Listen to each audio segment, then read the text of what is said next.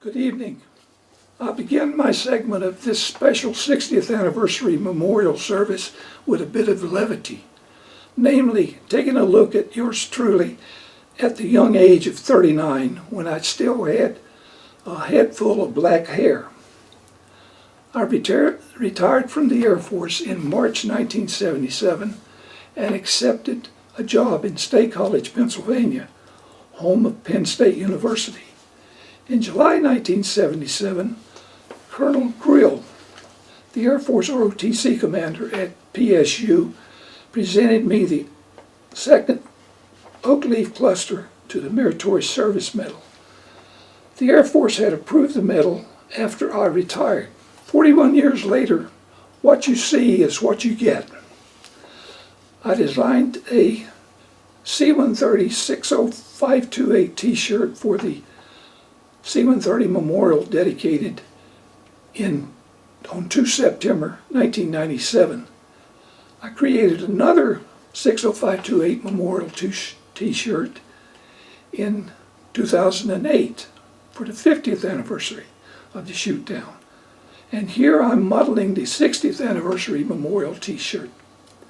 The odds are against me being with you at the 70th anniversary memorial service in 2028, but we shall see.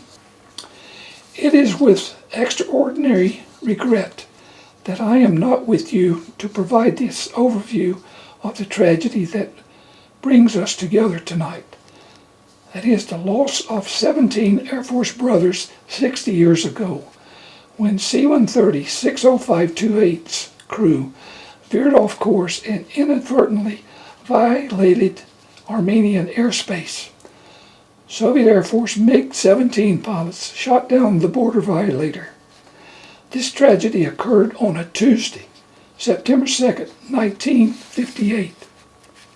60528 was flown by a 6-man U.S. Air Force's Europe front-end crew, 3 pilots, 2 navigators, and a flight engineer, all assigned to the 7406 Support Squadron at Rhein-Main, Germany. The back-end crew consisted of 11 USAFAS airmen, 9 airborne voice intercept operators, and 2 airborne maintenance technicians. They were assigned to Det 1 of the 6911th Radio Group Mobile at Rhein-Main. The flight route was from Incirlik Air Base, Turkey, to Trabzon on the Black Sea, then orbit between Trabzon and Van, and return to Incirlik. For reasons we'll never know, the crew veered off course soon after takeoff and flew to a point on the Black Sea southwest of Batumi, Georgia. From there, Soviet tracking showed the target turning southeast towards Yerevan, Armenia. Catastrophe struck soon after the C-130 crossed the Turkish-Armenian border into hostile airspace. The crew departed Incirlik at 11:21 and reported passing over Trabzon at 12:42. But cloud cover was heavy and Soviet tracking showed the mission grossly off course by 12:42. The Soviet Air Force scrambled 4 MiG-17s by 1 o'clock, and the C-130 violated the border 6 minutes later. A message from the field told the Kremlin that the intruder had been shot down at 2:12 p.m. The out-of-control aircraft pancaked to the edge of a boulder-strewn field by Sosnashin village in the Aragats foothills. C-130 exploded on impact and burned for 18 hours. The local commander informed the Communist Party Central Committee that an intruder had violated the border and was shot down. 6 sets of human remains and a set of TDY orders naming 5 of the 6 front-end crew members were recovered at the crash site. Soviet Air Defense Archives uncovered in 1992 contained a treasure trove of associated materials. Low-level reports from the field, and high-level policy-based messages from the Communist Party hierarchy. And of particular interest, gun camera film that recorded the attacks by the four MiG pilots who shot down the C-130. The film identified the crashed aircraft as an American Air Force military 4-engine turboprop transport, a C-130 Hercules with USAF markings at tail number 60528. Air and ground observations in the field assured the Kremlin that the aircrew did not parachute from the falling aircraft. There were no survivors. 96 hours of diplomatic silence followed the shootdown. On Saturday, 6 September, the American embassy in Moscow delivered a note to the Soviet Foreign Ministry seeking any available information on an unarmed U.S. Air Force C-130 with a crew of 17 airmen that had went missing on Tuesday, September the 2nd, on a round-trip flight from Adana, Turkey to Trabzon in Van.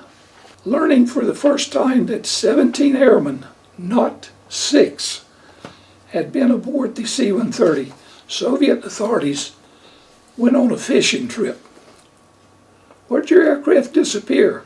We have no knowledge of this event. On 12 September, the Foreign Ministry informed the American Embassy that a burned aircraft had been found 55 kilometers northwest of Yerevan.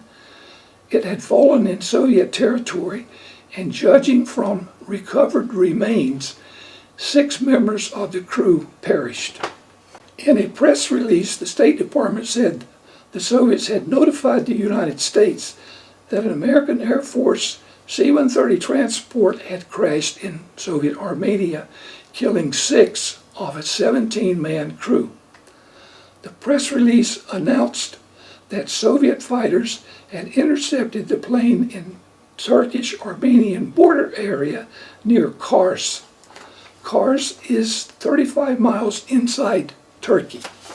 Denying involvement, the Soviet government believed incorrectly that the United States had no proof of Soviet complicity.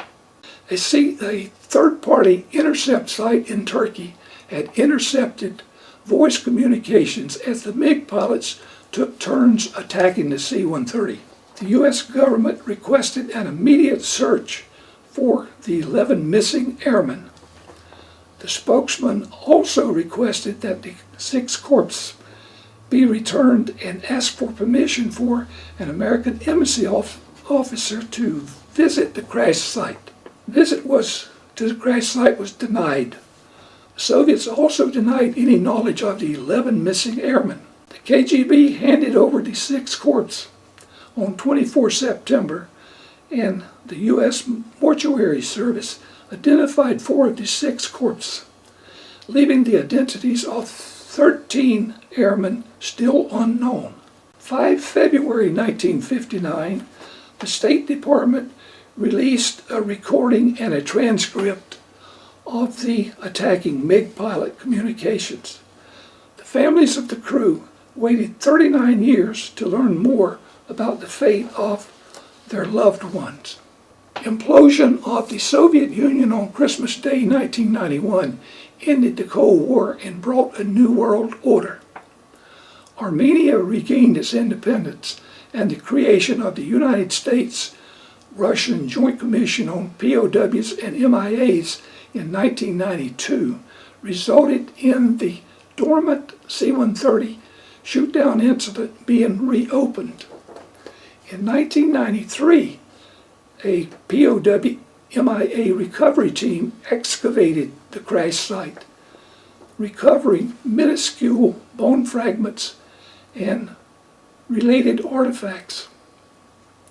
Also in 1993, sculptor Martin Kokosian and the Sosnatian villagers created a Khachkar honoring the unknown American flyers who had died in 1958 in the edge of their village.